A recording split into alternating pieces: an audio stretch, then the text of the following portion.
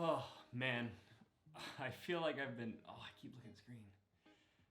Man, I feel like I've been stuck in winter for like years at this point. It has been so weird these last couple weeks with the temperature going crazy low and crazy high now, and I'm so sick of it. And it's been non-stop gray skies.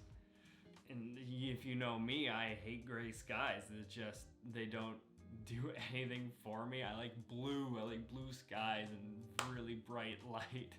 But other than me complaining about the weather, guys, this video is about my favorite lens and probably one of the best lenses I will ever own. It's never gonna leave my kit.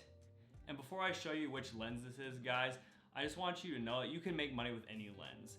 This is just the tool that works best for what I do, because I do a multitude of things in the video and in the photo world. I'm not really niched down like some people are, and certain people in different niches are gonna use much different lenses than I do for that niche. So that being said, just remember that, guys, any lens will make you money, period. Now, this lens is, I just have to show you. It's huge, man. This thing is wicked. It almost doesn't get bigger than this when it comes to medium-sized zooms. This is the Canon RF 28-70 f2. This lens is a workhorse. It does so many things really well, to be honest with you. The main reason that I love this lens is the focal lengths you can use. So as you see here, not a lot of people view zoom lenses this way. They kind of just zoom and see what it looks like on the monitor, but this is how I view zoom lenses. Right here, you have 28, you have, what is that, 35, 50, and 70. And when I'm shooting, I most of the time will just zoom to one of these and treat it as if it's a prime almost. And these focal lengths are my favorite. Like, I'm shooting with a 35 right now. It's a fixed 35, but when I'm on the job or I'm working with a client, this lens never leaves my camera body. Let's just say that. It never leaves. So having these really popular and really powerful focal lengths for what they are is amazing. One lens, just quickly zoom, just look. Oh, I'm at 50. Oh, I'm at 35. 28 is as wide as it goes, and 70 for a more telephoto or zoomed in lens. And having the range of focal lengths from 28, which some people don't qualify as a wide angle, I do. I think 24 is pretty wide for a lot of things I shoot, especially personal work. I do portraits, and I'm rarely shooting any wider than 35, and personally I think 35 is fairly wide since 50mm is my favorite focal length. So having a wide angle lens to then, I guess a telephoto, I don't know where the telephoto starts and stops.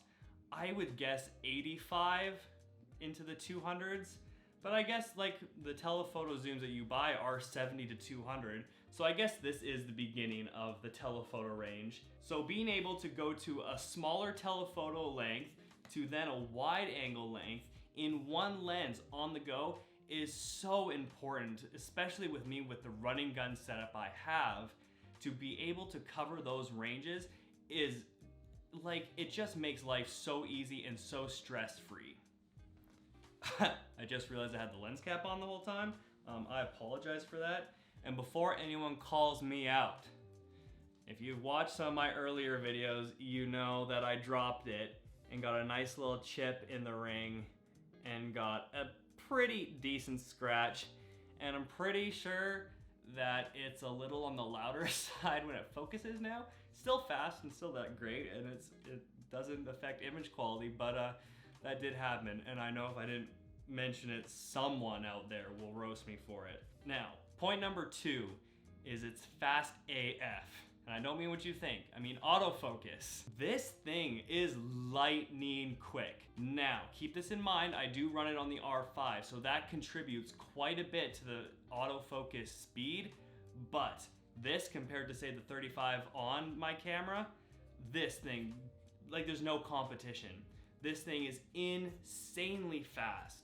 And like I said, paired with the R5 with all the different like eye tracking modes and other different focus modes, it doesn't get better than that. And this rarely misses. And I know, again, that has to do with the software and like the AI technology inside the R5, but sometimes I struggle a little bit with the 35mm, the cheaper lens, to get focus.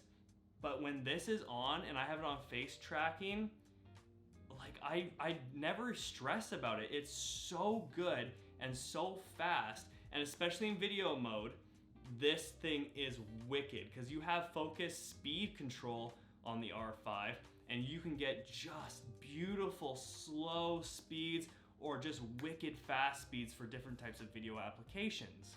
And kind of on the subject of focus, but not really, the reason I say that is because this ring right here, listen to that. So good. This is the programmable ring that most of the RF lenses have now. I have this set up to be on focus modes.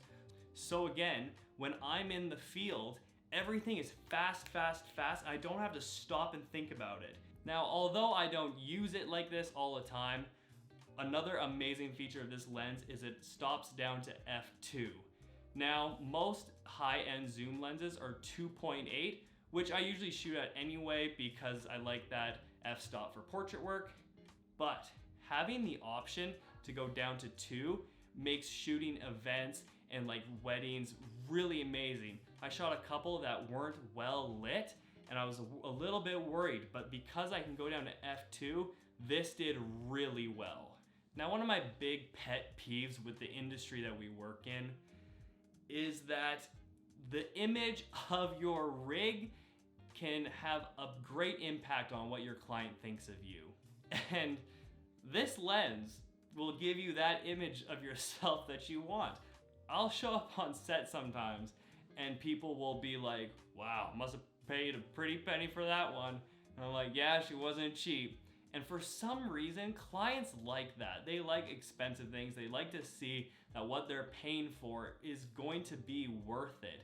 And although I don't think you need this lens to create beautiful things like at all, it is something to think about when you're working with people that are paying you quite a bit of money to do work. And kind of my last favorite thing about this, before I say a couple of things I'm not a big fan about, this lens is so sharp. It is crystal clear. And a lot of lenses and camera combinations nowadays are really sharp, but they look digitally sharp. And Canon does it so well with their sharpness. This is so sharp, but it looks insanely natural. It is so good. You can crop these things in like crazy. And it's not just because of the R5. Like this on other cameras, I've seen examples, it's killer, it's so good. The images this thing produces is amazing. And also, because you're spending quite a bit more on this lens, things like chromatic aberration and stuff and color rendering, really well handled in this lens. Now, a couple things I don't like. It is so heavy. It's like, that's a reason a lot of photographers actually don't choose this lens, because like high-end glass already has some good weight to it, but this thing it's ginormous. Like, there's no getting around it really. There's no excuses. It's massive. And that is because of the f-stop, the f2, the way that it's built. But it is something to think about. Hiking around with this thing, which I've done, is not fun. Another thing that I don't like is, man, it's really like me just wanting a perfect world, which we don't live in with cameras right now. It doesn't have any IS, image stabilization, which isn't a big deal if you're just using it for photos, which mainly I do, but I do video work, and I wish it did. You pay so much for high-end glass. I don't really understand why you can't just throw it in. There must be limitations or something with size or whatever, but even my little Pancake 35 has image stabilization and it works really well. So that's kind of a bummer when you're paying like $4 grand for a lens. I wish it had something. Maybe, I don't know, maybe I just don't understand how they're built, but that is something to think about as well for video. Now, the last thing I'm not a big fan about, or that's annoying, but it isn't really a problem anymore, is the thread size is huge. So finding filters for this was a pain in the butt. Like, a lot of the big companies actually weren't making filters in this size. Now, I have looked it up again, and most of them now are. So that's not really that big of an issue, but they're huge, so you're gonna be getting massive filters. But that was something when I first bought it that I wanted to mention. Maybe some of your brands like Prism Lens Effects, I don't know if they're making all of their filters in this size. So that is something to think about. And that's pretty much it, guys. If you want a really versatile lens for your client work and you do a wider range of things like me, this is it. If money is a little bit of an issue, you can get a cheaper 24-70, and I think those are gonna work really well, the 2.8 versions. But if you want the ultimate lens that's gonna do a wide range of things and work well in a bunch of different environments, this is it. This is incredible. This is a king lens. Not the king of all lenses, but for my paid work, this never leaves my camera, period. It's incredible. And I could keep rambling, but I'm not going to. And yeah, guys, that's it. If you want a workhorse lens that like works for you and is fast at everything it does, the 28-70 is it.